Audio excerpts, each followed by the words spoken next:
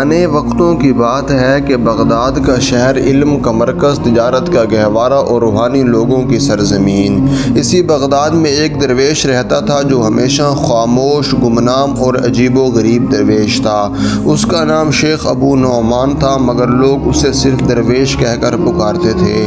لوگوں کے اندر مشکلات جب آتی تھیں تو وہ اس درویش کے پاس آتے اور وہ اللہ سے دعائیں مانگتا اور اللہ کے حکم سے ان کی مشکلات پوری ہو جاتی تھیں، مگر کسی کو یہ راز معلوم نہیں تھا کہ یہ سب کام کس وجہ سے ہو رہے ہیں۔ تاجر کی پریشانی۔ ایک دن بغداد کے ایک مشہور تاجر عبداللہ بن زبیر سخت مشکل میں گرفتار ہو گیا۔ اس کا قیمتی مال لوٹ لیا گیا اور وہ دیوالیہ ہونے کے قریب تھا۔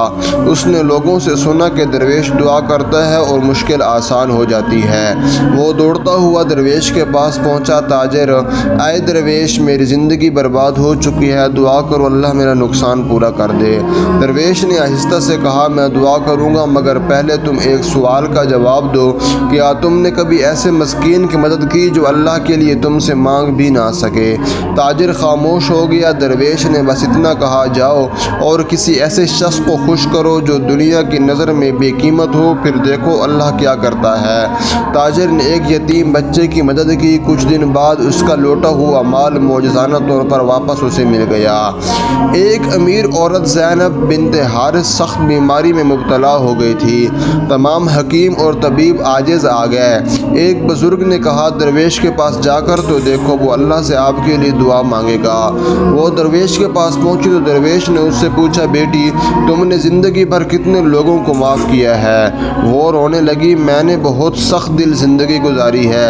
درویش نے کہا: جاؤ، جس نے تمہیں ستایا ہے اس کو دل سے جا کر معاف کر دو، پھر اللہ تمہیں شفا دے گا۔ وہ گئی، سب کو معاف کیا اور کچھ دن میں صحت یاب ہو گئی۔ بغداد کا سب سے غصے والا نوجوان حارث ہر روز کسی نہ کسی سے لڑتا رہتا تھا۔ ایک دن درویش نے اسے اپنے پاس بلایا: تمہارے اندر آگ ہے، مگر وہ آگ تمہیں ہی جلا دے گی۔ تو حارث کہنے لگا: میں کیا کروں؟ درویش کہنے لگا: روز ایک کام کیا کرو، جو تم سے بدتمیزی کرے اس کے ساتھ نرمی کرو، اس سے بات نہ کی جائے تو کم از کم دل میں برا نہ چاہو، تم دیکھو گے کہ تمہاری اپنی آگ ٹھنڈی ہو جائے گی۔ چند ماہ میں وہ نوجوان پورے بغداد میں اچھے اخلاق والا مشہور ہو گیا۔ لوگ حیران تھے کہ درویش اتنی سادہ باتیں کیوں بتاتا ہے اور وہ کرتا کیا ہے، اس کے پاس کون سا پوشیدہ خزانہ ہے۔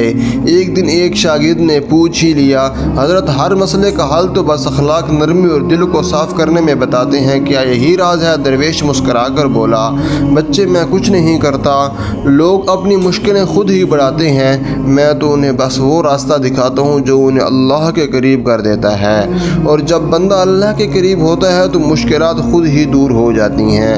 زندگی کے آخری دن درویش نے لوگوں کو جمع کر کے کہا: اے لوگو، بغداد کی خوبصورتی اس کی عمارتوں میں نہیں بلکہ اس میں ہے کہ یہاں کے لوگ ایک دوسرے سے حسن اخلاق کے ساتھ پیش آئیں۔ اگر تم چاہتے ہو کہ تمہاری زندگی آسان ہو جائے تو 3 کام ہمیشہ کرتے رہنا۔ نمبر 1، دل میں کسی کا برا نہ رکھنا۔ نمبر 2، دوسروں کو چھوٹی سے چھوٹی تکلیف سے دور کرنا۔ نمبر 3، اللہ سے کبھی مایوس نہ ہونا۔ اور بس یہی درویش کا خزانہ ہے۔ اور یہ کہہ کر خاموش ہو گیا۔ لوگ روتے رہے، مگر اس کے الفاظ بغداد کی گلیوں میں آج بھی گھومتے رہے۔ نرمی مشکلات کو آسان کر دیتی ہے۔ دوسروں کی تکلیف دوسروں کو دور کرنا اللہ کی مدد کو کھینچ لیتا ہے۔ دل کو صاف کر لو، زندگی خود بخود بہتر ہو جائے گی۔ معافی، محبت اور خیرخواہی یہی اصل دولت ہے۔ ویڈیو دیکھنے کا بہت بہت شکریہ۔ کمنٹ میں اپنی رائے کا اظہار کیجیے گا۔ چینل کو سبسکرائب کیجیے۔ بہت شکریہ۔